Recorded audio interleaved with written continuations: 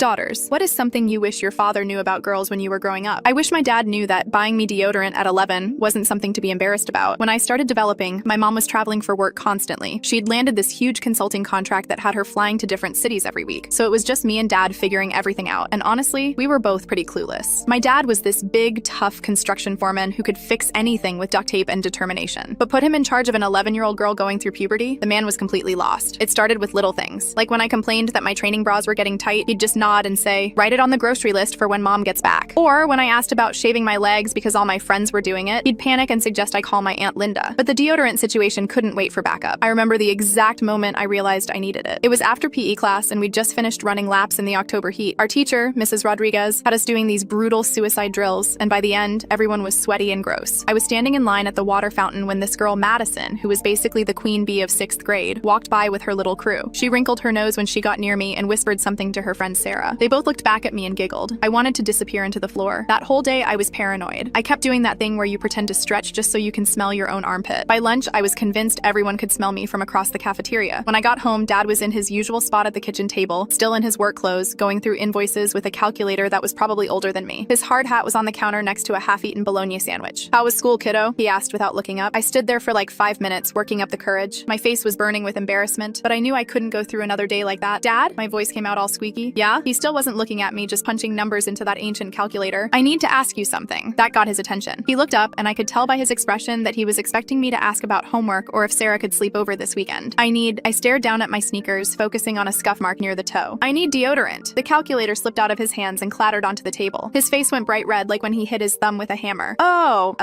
He cleared his throat about 5 times. "Can't you wait for your mom? She's not back for 2 weeks, and I really need it now." I was practically whispering at this point. Dad ran his hand through his hair, which was what he always did when he was thinking hard about something. "Right, okay, yes, that's normal, growing up stuff." He looked so uncomfortable that I almost told him to forget it. But then I thought about facing Madison and her crew again tomorrow. "Maybe we could go to the store after dinner?" I suggested. He nodded like he was agreeing to some major business deal. But dinner came and went, and Dad kept finding excuses. First, he needed to return a phone call. Then he remembered he had to check something in the garage. Then he suddenly decided the kitchen faucet needed immediate attention. I went to bed that night thinking I'd have to suffer through another embarrassing day at school. The next morning, there was a grocery bag outside my bedroom door. Inside was every type of deodorant CVS sold. Men's, women's, roll-on, spray, clinical strength. Probably $40 worth. But here's the thing that made me cry happy tears. There was a sticky note on top that said, "Wasn't sure which one. You're growing up and that's normal. Love, Dad. P.S. Got myself some too, so we match." He bought himself the exact same pink secret deodorant I chose. For the next month, every morning he'd dramatically apply his pink deodorant and announce, "Can't forget the secret," just to make me laugh. I wish he knew that moment made me feel like the most normal, loved kid in the world.